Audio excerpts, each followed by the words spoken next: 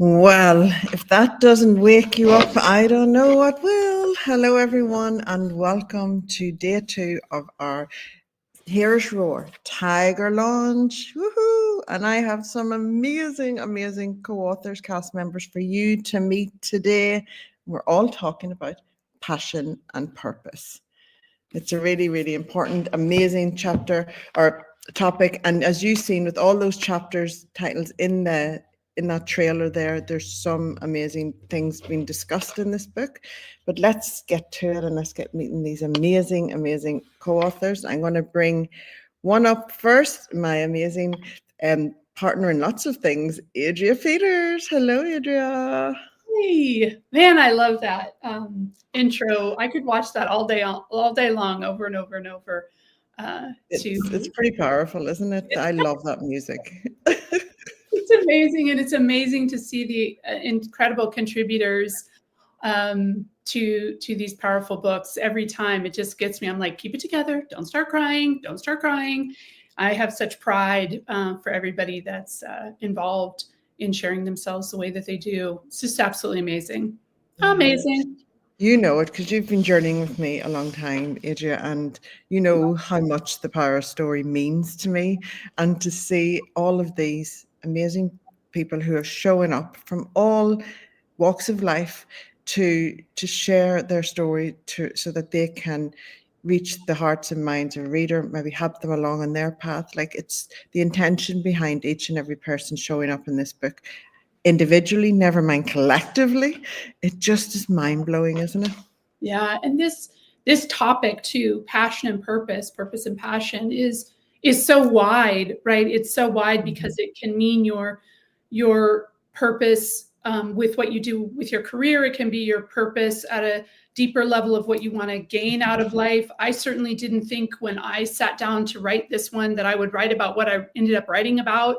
I just sort of go for it and see what happens, which is not my style, as you well know. I'm very detailed. I'm very structured. I love a lot of structure. I write everything out by hand first, and with these, I'm freeing myself up because it's such a legacy project. It's such a from the heart project that I'm giving myself a bit more freedom in what I talk about and letting it come forth. So thank you for that. Yeah.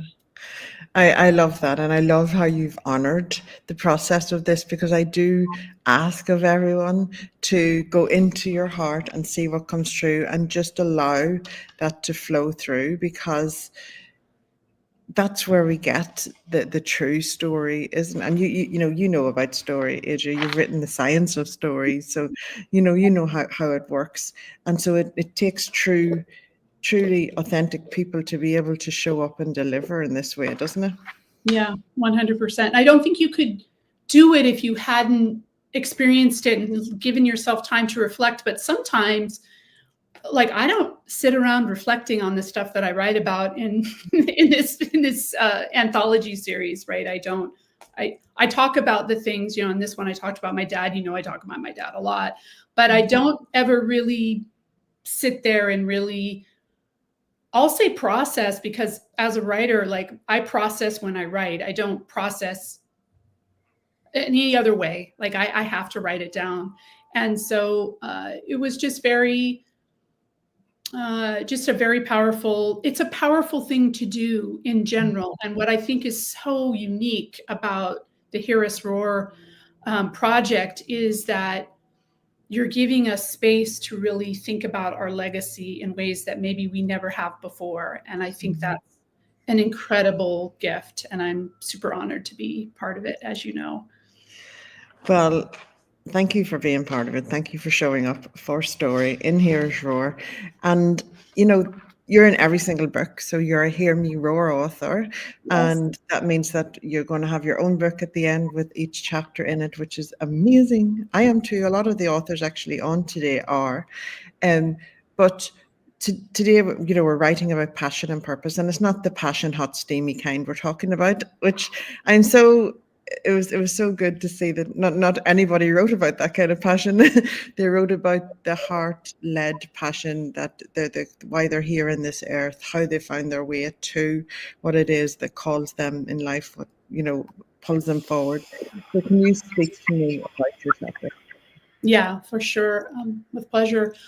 I think that when it comes to purpose in life, that a lot of times it comes out of a spontaneous or a tragic or a life-threatening or a betrayal, some sort of event that brings forth this reason to evaluate what our life purpose is and what we want to do with ourselves. And I think that, like, for me, this is about a journey that I took when my dad needed to have a kidney transplant. I found out about that when I was 26.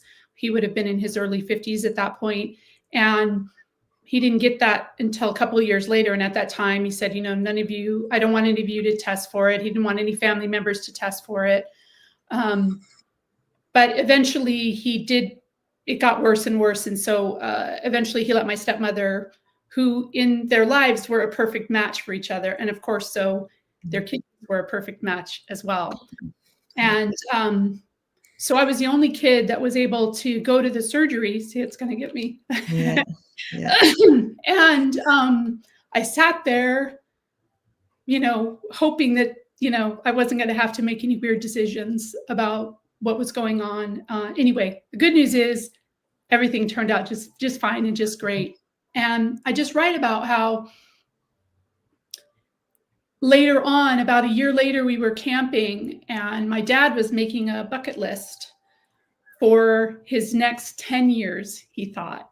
And at the time, my stepmom, Ann, and I were doing everything we could to hold it together, because you don't want to sit in a tent with the person that you love the most, writing what might be the last 10 years of your life. But as I've crept toward age, it's not as weird now. But when I was 28, 29, 30, that was very powerful. But what he was doing was giving himself purpose. Mm-hmm. He was writing down what he was passionate about, and he was giving himself purpose. And from that, right after I left that camping trip, I went directly to a Barnes & Noble, which was about a 6-hour drive, and picked up my first book on how to write a novel. So I went right to my passion and my purpose. And so for me, I write in Tiger about how when we give ourselves purpose, it has to align with what we're passionate about, or we're not necessarily going to take it forward. And it was just such a powerful thing, as I thought I would lose this person that mattered so much to me. And I barely even knew him, right? Because I was just becoming an adult, really. And to really know your parents is to know them as adults, right? Yes. And so he ended up living 20 more years before he transitioned on. So I read Adrea, wow. I'm like, just stop, because it's like, but for what a gift for that to ignite that within you, to be able to see at that age that, and it led you obviously to writing, which is such a purpose for you, and you expressed yourself so beautifully and amazingly and articulately through your story. And the wisdoms, I call you the quantum queen, like, because the wisdoms you share in your writing is just huge. And I knew this would turn into an Ask podcast. I just knew it. But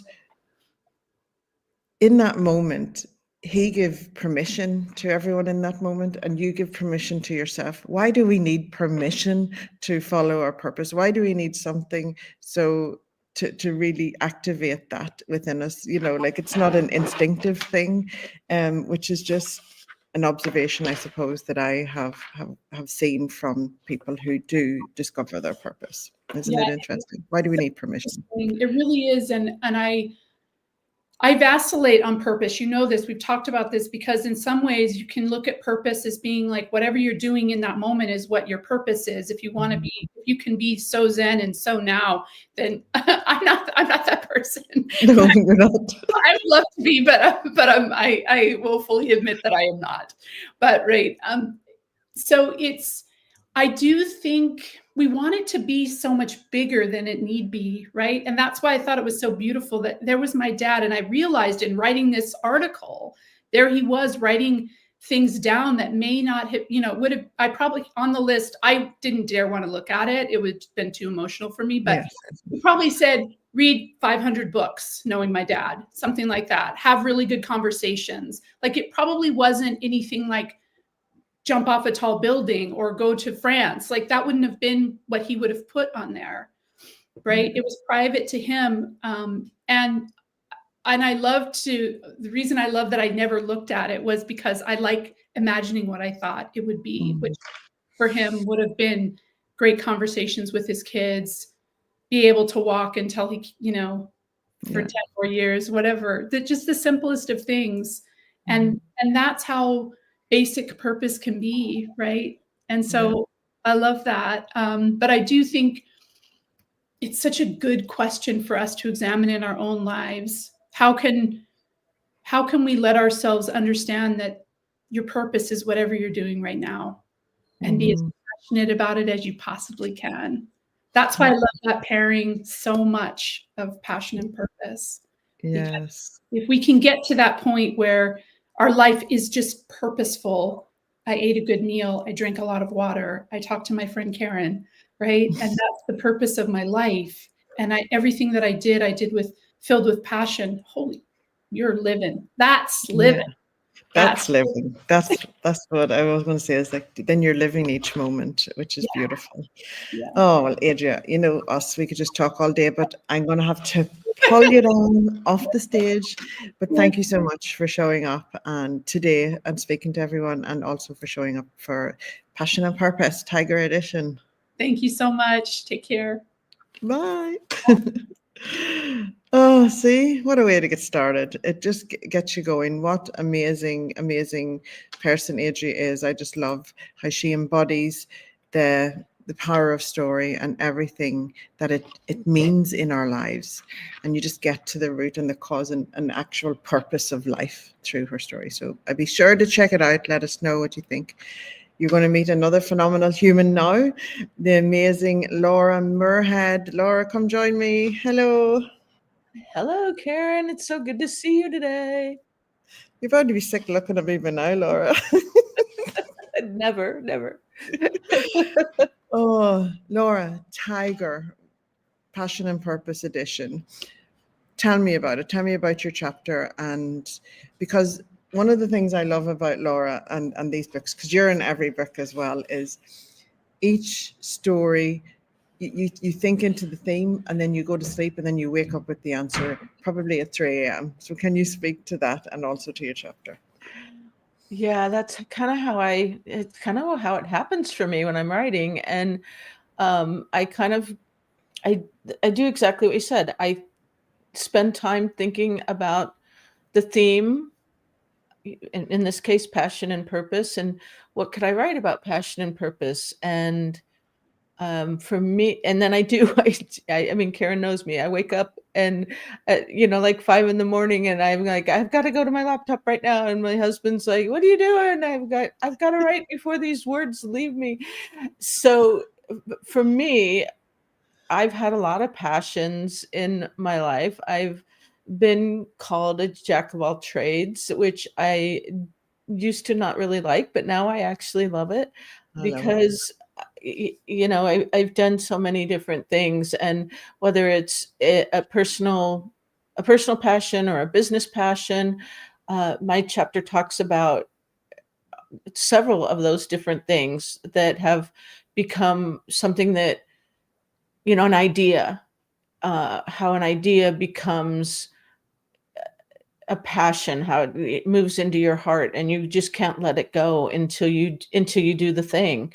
And I love that. And I also love the idea of allowing yourself to have a passion. I just don't have one big passion for my whole life. It's just not me. So I love the idea of being, and again, when you're talking about allowing yourself not only to have the passion, but allowing yourself to move on to the next passion. Yes. And then I love what Adrea said about the, passion pushing your purpose and the passion being going together. But yes, you do have a purpose. Like hopefully with your passion, there's a purpose behind it. Whether it's writing a book, writing a chapter, whether it's opening a business, helping others somehow, supporting people, or whether it's just honoring your own hobbies. You know, maybe you want to, I'll give an example. I'll give an example from my life. I started doing pottery a few years ago and I loved it so much. And it turned out that I had a certain talent for it.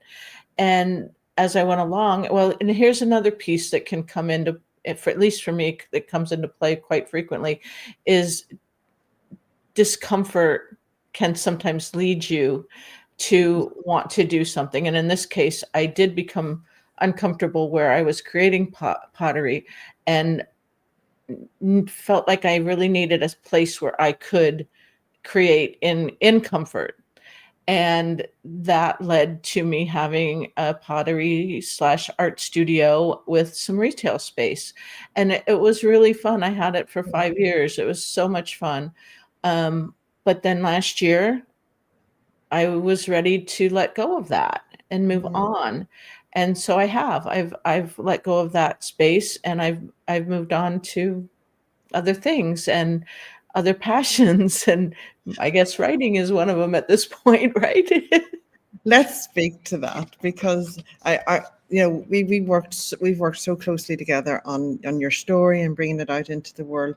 And one of the things that I really got to know about you and just admire about you is that you honor the purpose and passion cycles, as in you're here to experience life, experience different things. I identify because I'm the same. I just love new experiences. I love learning something new. I love learning something from scratch and mastering it and all of those types of things. So we're so similar that way. And I've often been called a jack of all trades too. But when I landed on writing, that's whenever I was like, wow, there's just so much to learn and so many new different things about writing that it's always reinvention and all of that kind of thing. And I see the same in you. But the thing is that you didn't have an instilled belief system that writing was for you. In fact, you probably had the opposite. So can you just speak to how when writing called, you had to go there and say, give yourself permission to embrace it, and then it's called so loud that you're now in so many anthologies. Your bookshelf is just widening. You've written your memoir. You're writing your next book. You know, there's so many amazing things happening, not just because of the writing, but of the writing world that's around you and the opportunities. And it just lights you up, doesn't it? It does. And you're right. I wasn't meant to be the writer in my family. I was never meant, you know, that was earmarked for another member of my family who is a journalist and a writer. And it's just not, it wasn't ever for me. You know, and again, being called a jack of all trades, I'm not sure exactly what they expected of me, but ever since I have been, you know, especially working with you and writing my memoir, and it opens up so many doors, and I've really enjoyed the ride. And you're right. I think I'm in 12 or 13 books since last year. And you know, whether they're the chapters that I've contributed to Heroes Roar or other books, and plus my memoir, and it's just amazing. And I do love the process, and I love going back to the idea of me just thinking, you know, what can I write about this specific topic, you know, and sometimes even thinking I don't have anything, and then oh there it is. Because there's a reason why my memoir is called If Anything Happened on the Way to My Life. I have a lot of stories and a lot of experiences that I can pull from and then say, well, this would be a good fit for this chapter. And sometimes, like in Tiger, it's multiple things, you know, it's not just one topic. There's multiple things in my chapter that I hit on that you was like, well, this was a passion that I worked on, and this was a passion that I worked on, and you know, and that brought me purpose again, you know, going back to the two together. And what I also mentioned in my chapter was that we expect to have a plan. Okay, here's what I want to do. Here's my plan. Here's how it's gonna happen. And a lot of times, the universe has a different idea for you, and it goes sideways. So, for me, what I said was that it's not only the passion and the purpose. You have to leave a little space for the magic to happen and the universe to do it. To join you and co-create with you and go with the flow when that happens. Oh, I love that. I love that, Laura. And that's it. And it's giving yourself permission at those times to allow it, because, in today's world, you're supposed to have business plans, you're supposed to know each step of the way, you're supposed to, but supposing to is not how things really work, and you got to give yourself permission to go with the flow of it. And one of the things as well is, whenever you've had lots of experiences in life, you've lots of teachable moments to draw from, because you've learned a lot. Because whenever there's new experiences, there's lots of failures, there's lots of wins, there's all of the things, so you've lots of stories to draw upon. So I think that, well, I know that, that you've so much to give through writing, and already have, and inspired so many. So, Laura, thank you so much for joining me today, and for being part of Hearish Roar. Hearish Roar. Thank you. I enjoyed it so much. Thanks, Laura. See? There's just amazing humans, and Laura's in each one of the books as well. So you're going to see Hear Me Roar, the Laura Muirhead edition, coming out shortly. So you're going to meet another partner of mine in all things. Well, can we see we're on an interesting journey? Robyn Verrall, who is my KMD Books partner. Hello, Robyn. Hello, lucky I don't suffer from imposter syndrome after hearing those two amazing women's stories. I only attract the best, Robyn. Do you know? Wow, they're amazing. I can't wait to read the book. As I said, I downloaded my Kindle last night, so I'm getting close to starting it today. Thank you for that, Robyn. Everyone go to Kindle and grab your copy. Today we want to hit #1 for this book. We're pushing it now from today, so go and grab your copy and let us know which story resonated for you, because the one thing about these books is there's so many different stories, but there's always a story that resonates with you the most, that just ignites something within you. And Robyn, you're in every book as well. There's going to be the Robyn Verrall edition, which I absolutely love, because you are a person who has lots of life experiences and has lots of teachable moments to draw from, as well as Laura, isn't it? Oh, yes, it is. And when I started writing this chapter, Passion and Purpose, it was what I ended up with was nothing that I thought I was going to write. I started writing about passion being first love and losing that innocence. And it's not just whether the relationship was good or bad. It was just when you needed to move on. Did you hang on or did you go? But we all hang on to that first love, no matter what we think and how it ended. And then it gave me the acceptance, or perhaps the permission to find my purpose, no matter where it was in my life. And I hear a lot of people all the time say, oh, I know my why, what's your why? But this chapter drove me to, and I've been saying it for a long time, to say, I know my why, but what's my what?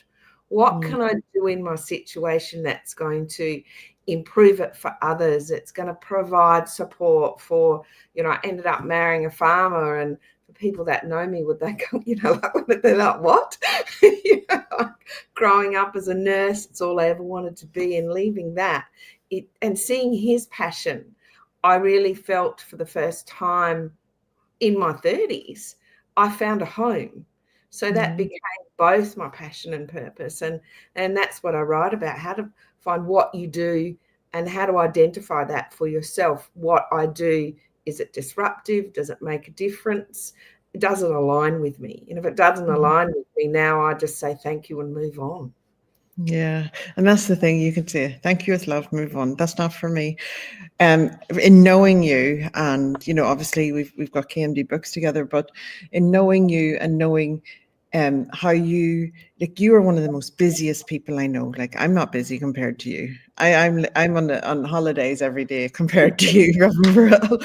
Honestly, like, you are in service all of the time, and you're always thinking about others. You're always, like, you're actually physically out there. Like, I know that you're on the farm every single weekend. You're always in service. You're doing so much in the community. You're flying over to Melbourne very shortly to go and give a talk, to a breakfast, to keynotes, to help others maybe find their purpose, to ignite something within them.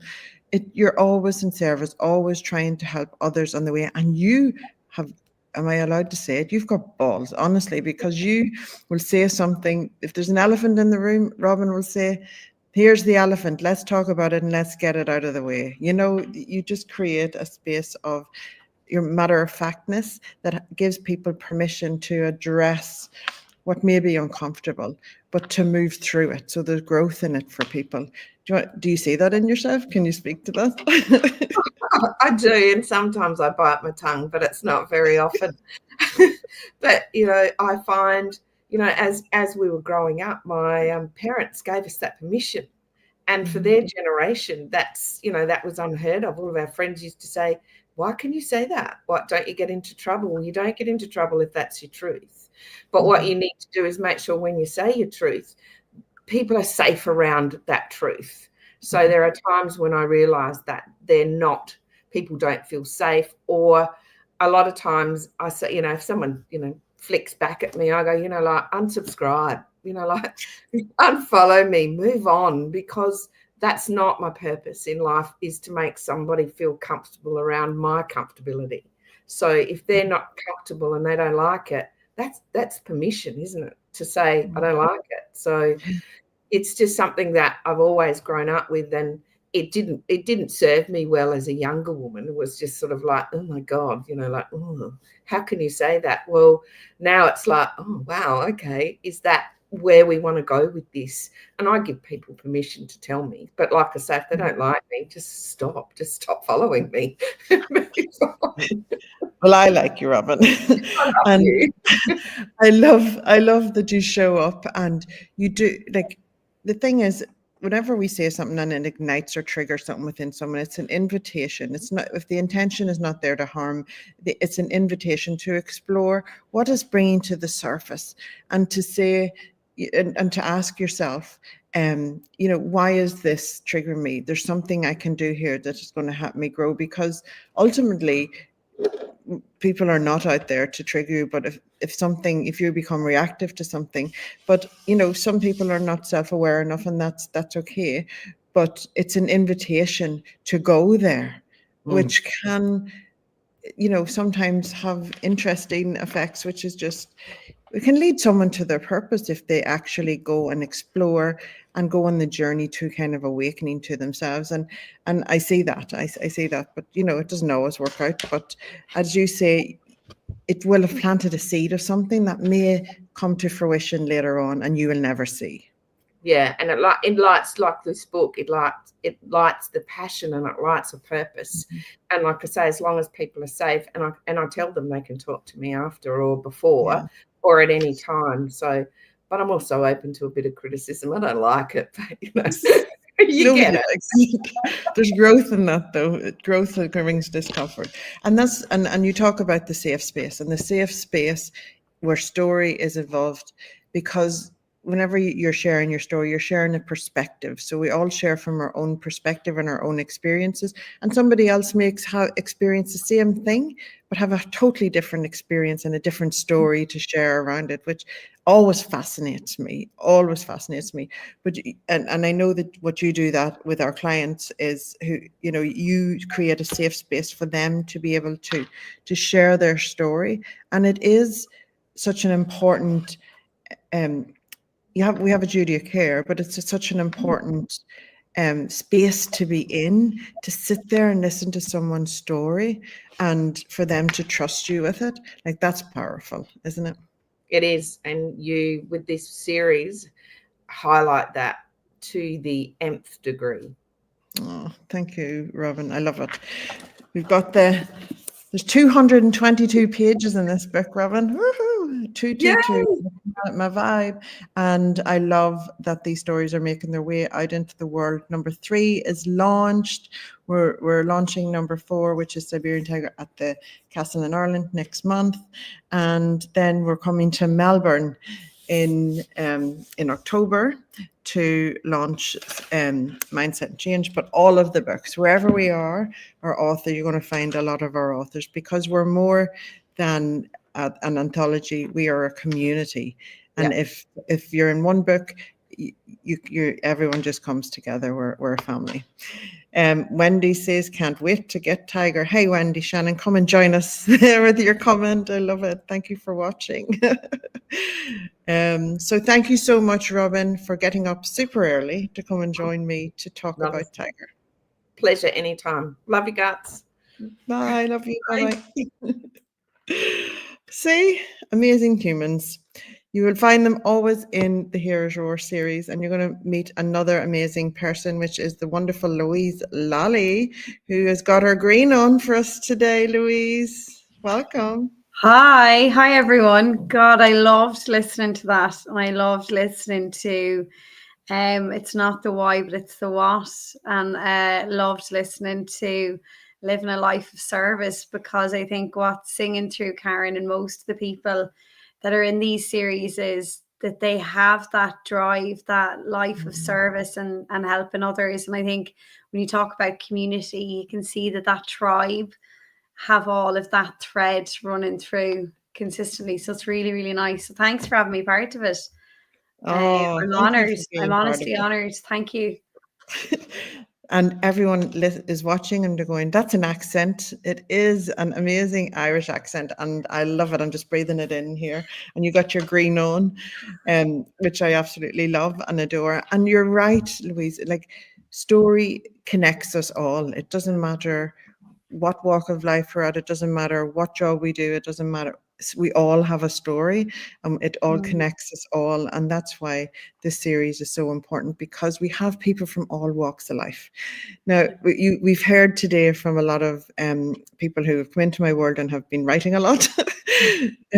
But this is your first published piece, isn't it, Louise? Yeah, I feel I'm very much a novice. So to all the amazing people that were on already that find writing easy, I would be probably different in that category. I struggled. I had to do a lot of voice notes to record myself saying it a few times. And to be honest, Karen, I was looking at this, and exactly what has already been said. I was thinking of writing something completely different, and what came out was very personal, to be honest with you, and something that I probably don't talk about a lot in this platform or on social media or anything like that.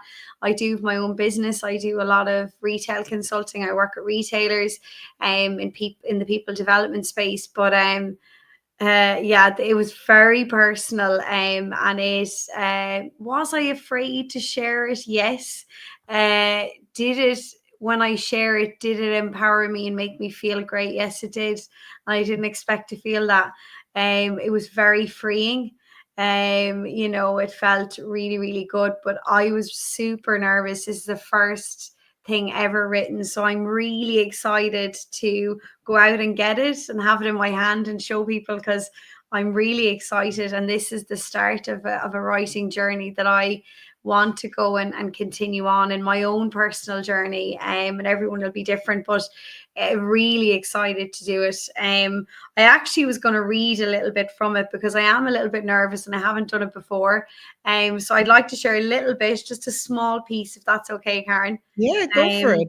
Absolutely. So this is just not my chapter. I'm just going to read a couple of sentences, because this is what the chapter meant to me personally. And it's hard to kind of encapsulate it in words, Karen, because it was very personal, the story. It wasn't always my own belief in myself that carried me through difficult times. It was the belief of others. I started to realize that there were people around me who saw something in me that I couldn't see. I remember several key moments where a mentor, even a manager would say, I believe in you. And it was that belief, that confidence that was given to me from others that helped me take the next step forward. At first, I didn't understand the significance of it. I thought it was just kindness or support. But over time, I saw how those moments of encouragement could spark something inside me, something I didn't even know I had.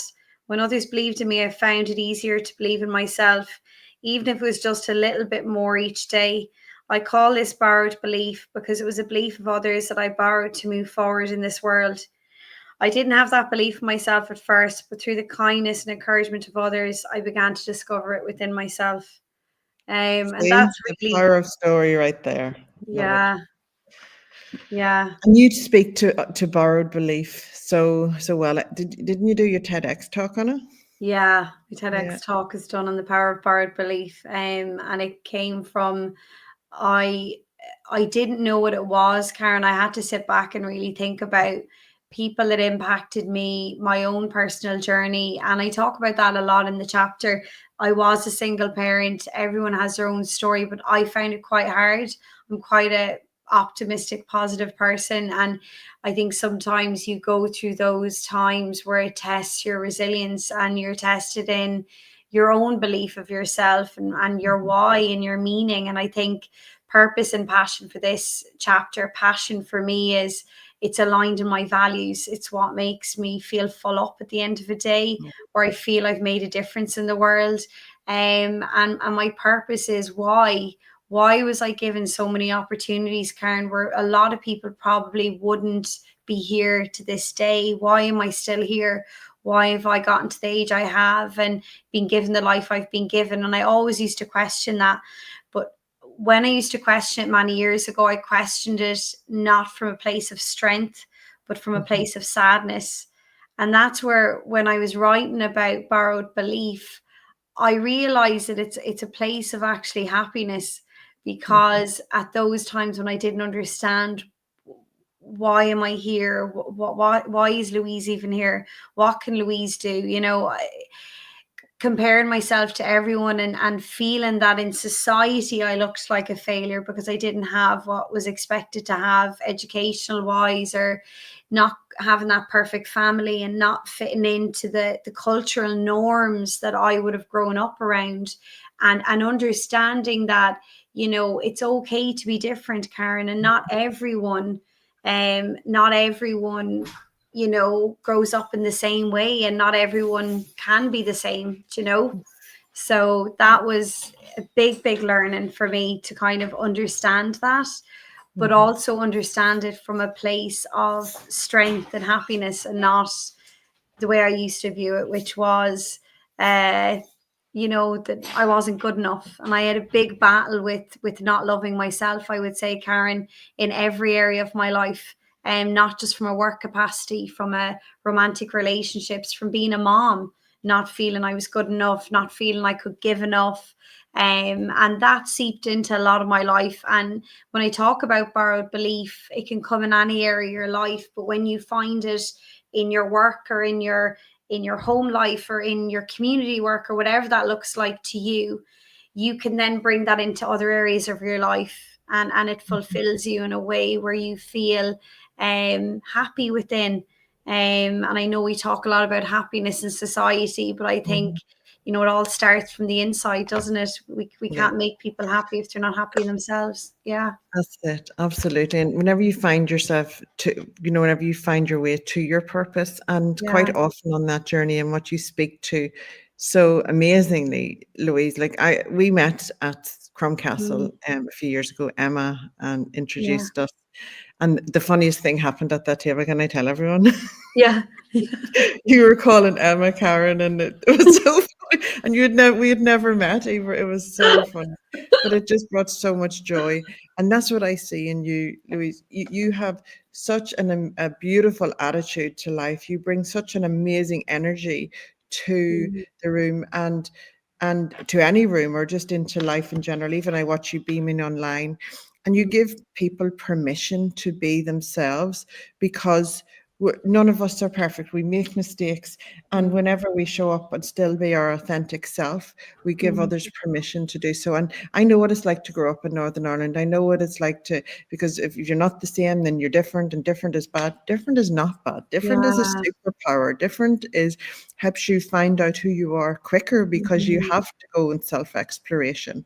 And it may feel like a raw gig at the time, but whenever you embrace it, whenever you go with it, whenever you allow yourself to go to the journey to find yourself, you then give yourself permission to be yourself. And I understand the whole borrowed belief. Whenever you shared it online, I was like, I had borrowed belief whenever I wrote my first novel. Like, I didn't believe I could do it. I was shit at English at school, all of the things.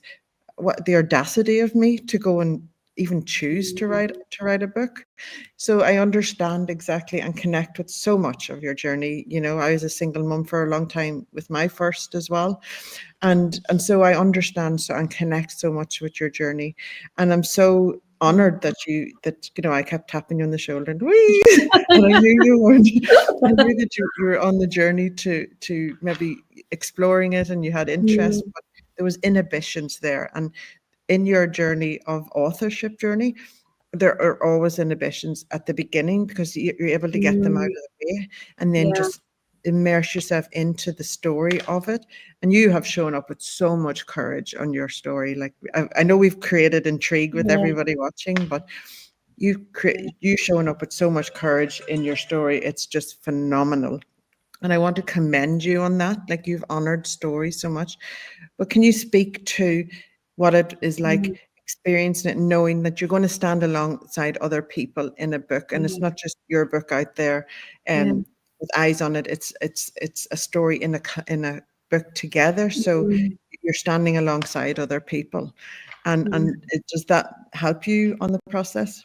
It does, and I think, Karen, do you know what it does as well? It creates this feeling that you're part of a movement.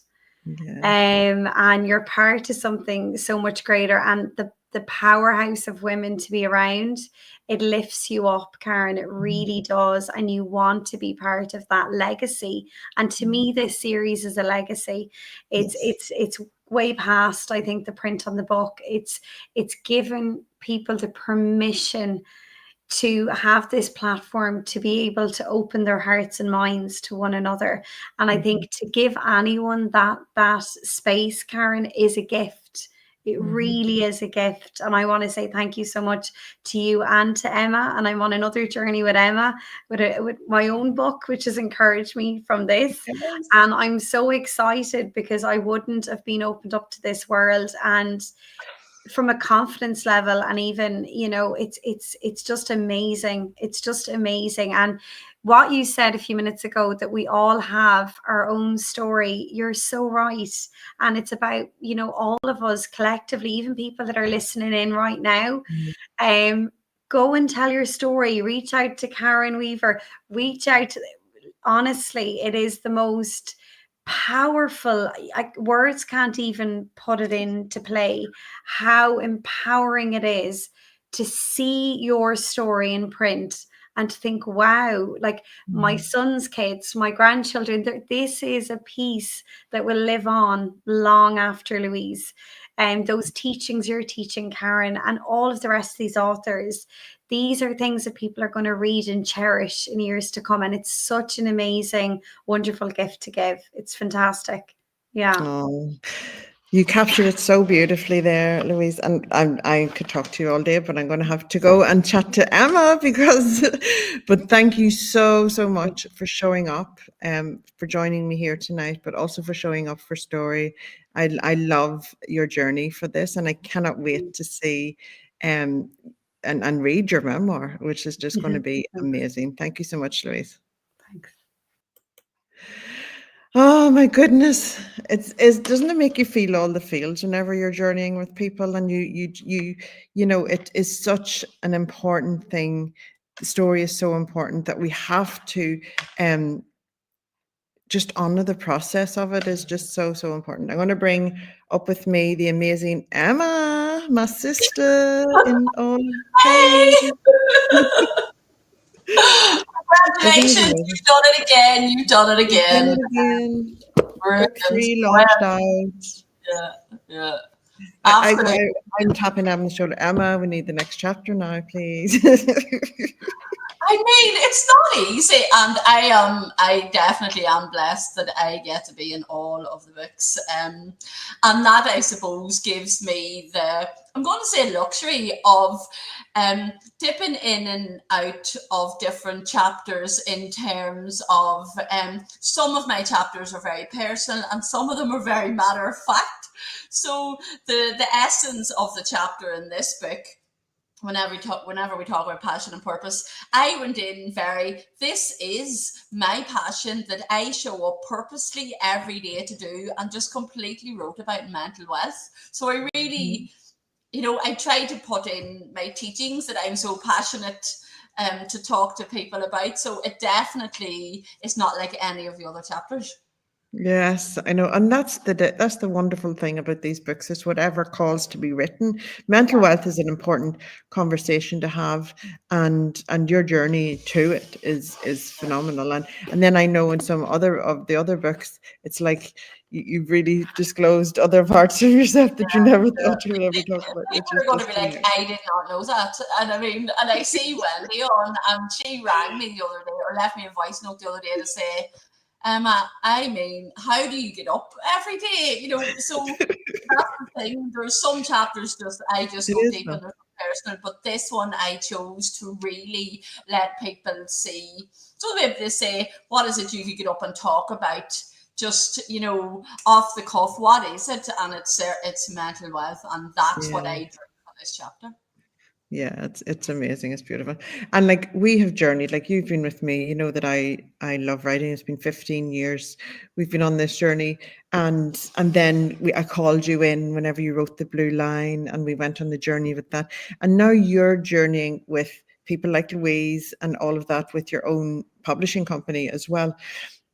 But isn't it like, don't you see such courage in people, especially the first time authors who show up share their stories with the world in Heroes Roar? It's just such an amazing place where people stand alongside each other with stories. Some people are comfortable, some people are not, and yet all of the stories come together and harmonize and just share it. Like, it blows my mind every single time how these books. One of the lovely things that I believe you've done, Karen, and I'm not quite sure, I think we did have a conversation whenever you were at the very start of Heroes Roar, and maybe we're thinking it was going to be one book, maybe two. And then my recollection is then all of the themes came to you, and the idea of all the different cats, and that we're going to roar. Some people roar softly, some people really roar, but equally everything is effective. And what I love what you've done is you've put a theme to them all. So people, and please correct me if I'm wrong this, but I do remember in the early days, people got to choose whichever one called you, you could go into that book. Because I know people that have written chapters for the next book that maybe wrote before this book, and I think allowing people to feel that and give them permission to, like, there's a lot of vulnerability in these books, but there's a lot of strong wisdom that has came from that. And again, it's a legacy. It is, and that word keeps coming up. It's a legacy that's going to live longer than any of us, and that is going to be there for a long time. And I am lucky because I get to see firsthand the community that you've created, because obviously I'm in every books, but I've got to meet people. Whenever we were in London, interviewing for the Heroes Roar, whenever we were in New York, you've been in Sydney, Melbourne, everywhere. This book has been all around the world. And I'm so excited in 3 weeks' time we get to launch it in Ireland.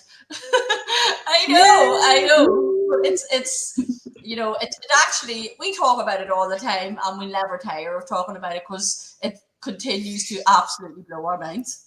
Yeah, and that's the thing. Like, this wasn't a seedling of an idea. It was just a seedling of an idea, and a time and circumstance moment where a cover just struck me and it resonated. And you know me, when something resonates, we pay attention to it. There's something more in it. So I took action and purchased that cover, and it sat in my inbox for a long time, and then it roared. It just called to be brought to fruition, and I was like, I have so many other people do anthologies. I'm going to do an anthology of my own. So perseverance, and courage was born. And then within a week, I had eight books. I was like, Dylan, I need you to design 7 more covers for me. And these are the cats I own on. It's a calling, and you've answered the call, and this is where you see all of us. I mean, book 3, the rest are phenomenal. The fact that to get to journey this with you is amazing, and then to hear everybody talking this evening, and obviously I've watched everybody else as well, but to hear everybody talking this evening about their journeys, their thought processes, and the amount of people that said what they thought they were going to write isn't actually what came out. That's amazing. That's always the way, though, isn't it? It absolutely is. And then, like, this is the books. Imagine when the docufilms start to come out. It's like, and you see it in motion. It's just amazing. I'm going to have to tie it up here, sis. But thank you so much for joining me and for talking about passion and purpose. Go and check it out. You're going to see everybody in it. It is phenomenal. Everyone in it is phenomenal. Only wonderful people are in the Heroish Roar series, and we headhunt the best to come and join us in these books, because it is the power of story in motion.